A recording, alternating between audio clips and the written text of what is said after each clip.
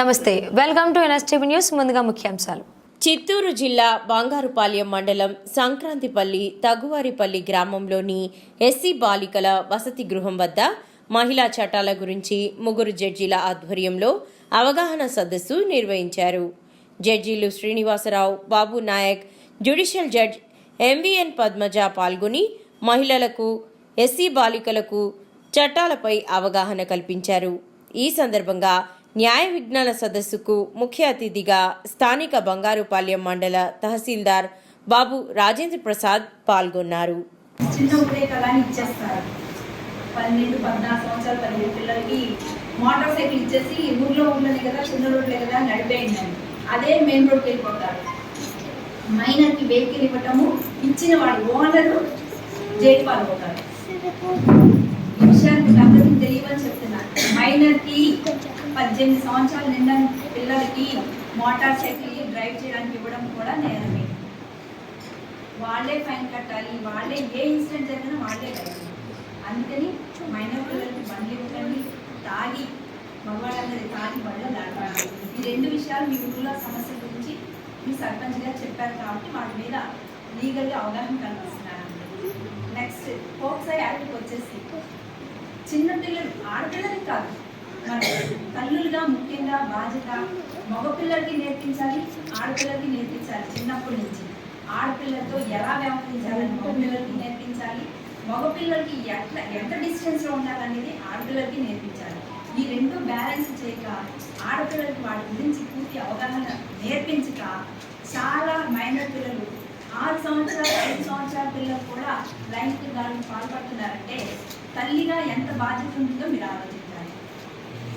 Number of cases, ఆ కోర్టులోకి ఎన్ని cases minor బాలికల మీద లైంగిక దాడులని, వాళ్ళకి ఏ డిస్టెన్స్లో ఉండాలి, ఎక్కడెక్కడ ఏ పార్టీలో టచ్ చేస్తే మీరు మగవాళ్ళని సస్పెక్ట్ చేయాలి అనే విషయాన్ని తల్లి చాలా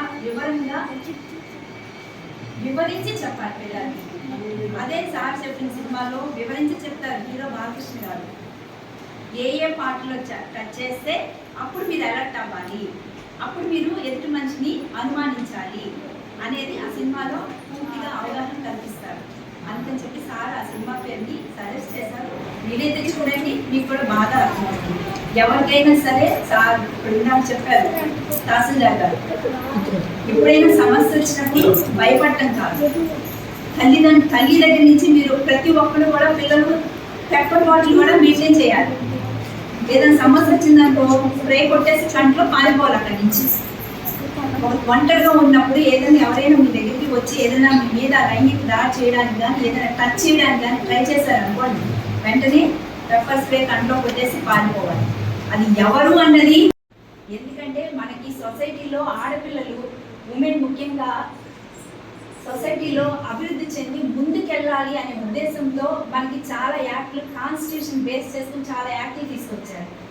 ఆ యాక్ట్ల చట్టాలన్నింటినీ మనం సద్వినియోగం చేసుకోవాలి, కానీ దుర్వినియోగం చేసుకుంటే సొసైటీలో అన్ని కేసులు కూడా దుర్వినియోగమే అవుతున్నాయి అనే కామెంట్ వచ్చేస్తుంది.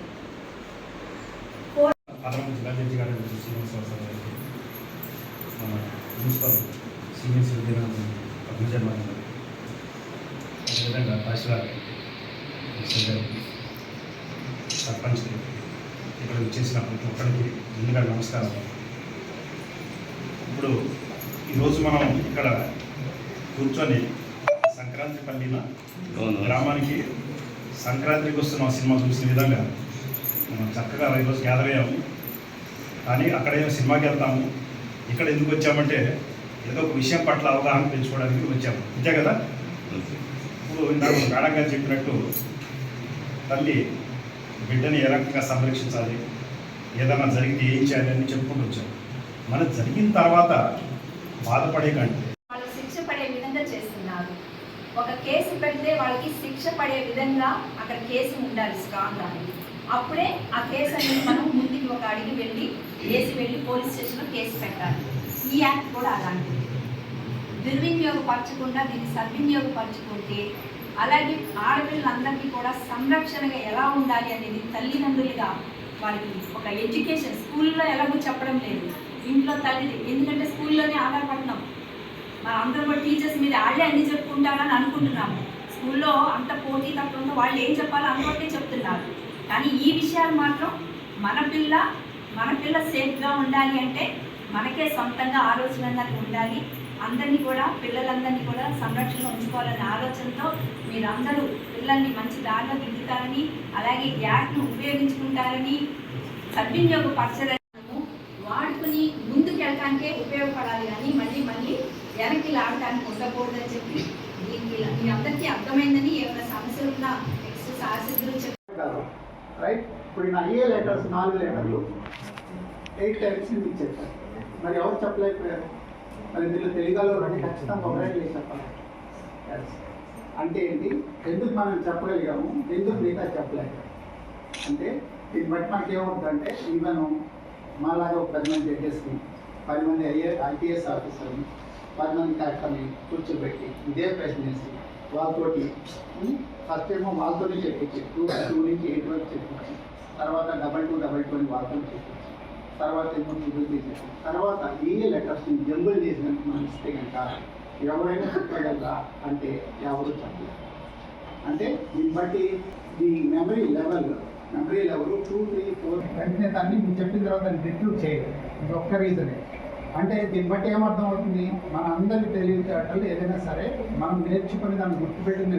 ఒకవేళ అలాగే చెప్పేవాళ్ళు ఉంటే మీరు ఇక్కడ ఉండరు, ఇమీడియట్ మిమ్మల్ని ఎవరో కొన్ని గూగుల్ వాళ్ళు ఎవరో తీసుకెళ్ళారు. అంటే ఇంత తెలివితేటలు ఉన్న వాళ్ళు ఇక్కడ మా కంపెనీకి రండి,